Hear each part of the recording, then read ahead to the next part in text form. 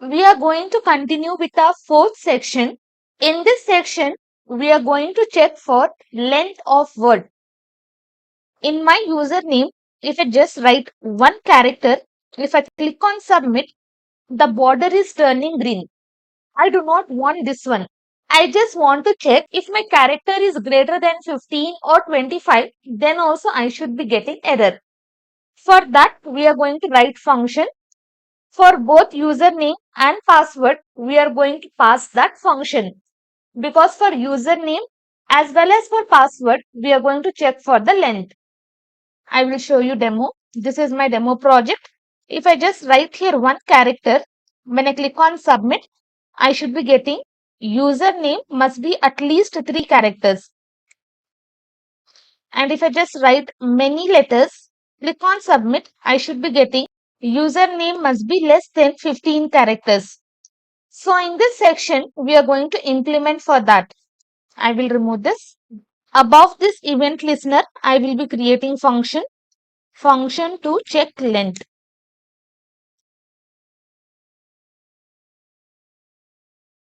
You can give whatever name you want, you can give.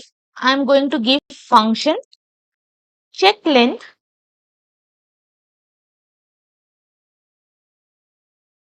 And inside this, we have to pass 3 parameters. First is input field, second is minimum value, and third is maximum value. So based on those parameters, we are going to call that function and we are going to display the error. So I will be passing input field.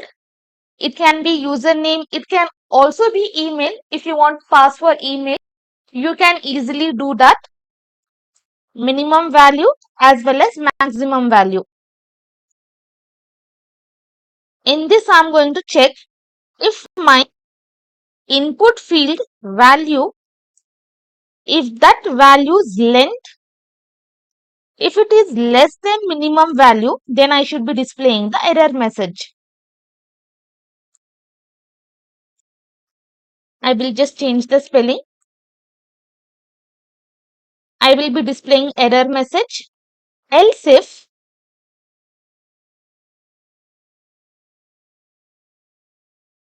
if my input value dot length, if it is greater than maximum value, then also I should be displaying the error. Else, finally, I should be displaying success message. And inside this, we are just going to pass our input field. Okay, this success message, we have already created the function when we started our fourth section. Now inside this, if this is less than the past value, then I should be getting, it should be more than this minimum value. So for that, we are going to display our error message. Inside this, we are going to pass our input field. And second, how we have passed here, you can see we want uppercase letter as well as we are passing this function. So what we will do, similar way how we have done previously, template literal, and inside this we are going to call this function. Inside this function, we are going to pass this attribute. And here we will write must be at least, we will write minimum value.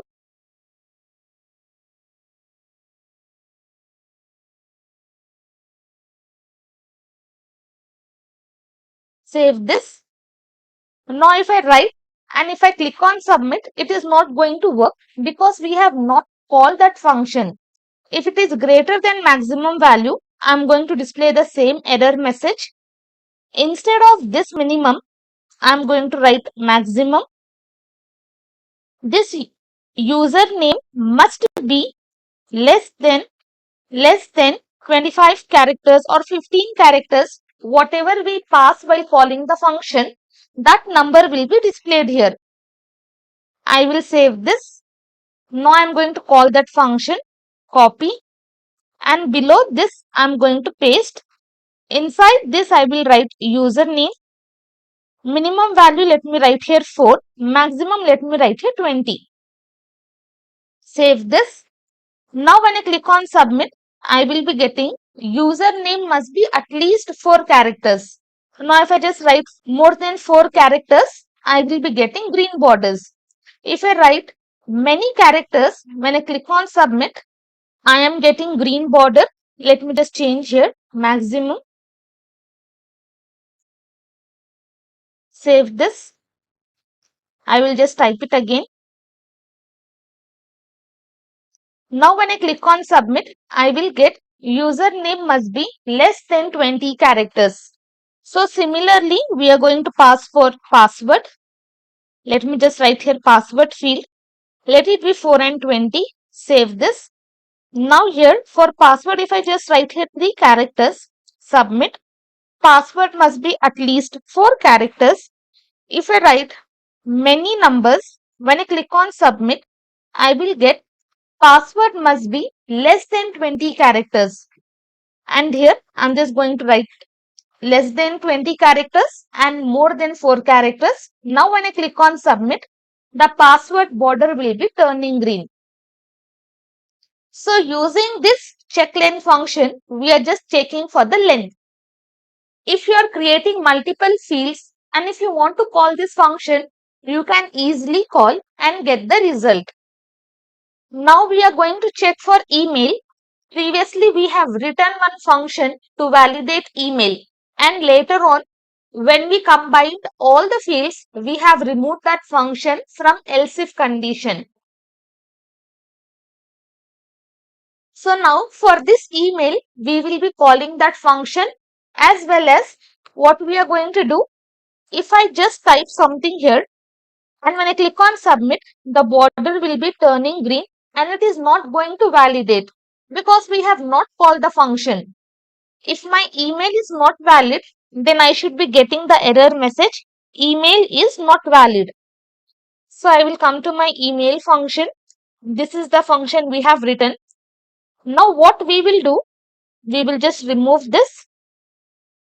Instead, we are going to check for the condition. If our result, whatever test we are doing, from here, from email input field, what value we are passing, from that we are just going to trim. If we are having any extra spaces, we are just going to remove that. And after removing that, if it is successful, then we are just going to display our success message. Success message, inside this we are going to pass input field. Else, if it is not successful, then we are going to pass error message. We will pass input field, and next we will write the message, email is not valid. Save this. Now if I just write here something, some random numbers. Now when I click on submit, again I am going to get this green border because we have not called that function. So calling function is very important. I will copy this function, and below this length I am going to paste, and inside this I am going to pass email. Now I will save. Now I will just write here some random characters. Click on submit. Now I will get email is not valid. So using this function, we have just validated our email. Let me refresh. Finally, we are going to check for password and confirm password. Above this, we are going to write password match function. Check password. Inside this, I will pass here password 1 and password 2.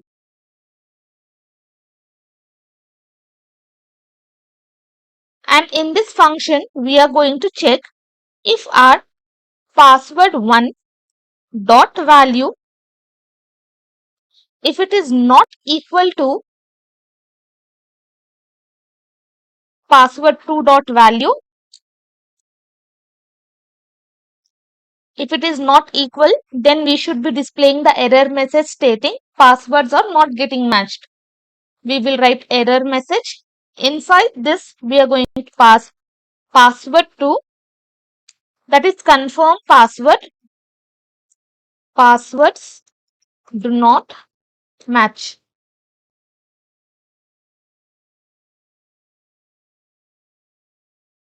I will save this. Now below this we are just going to call that function check password.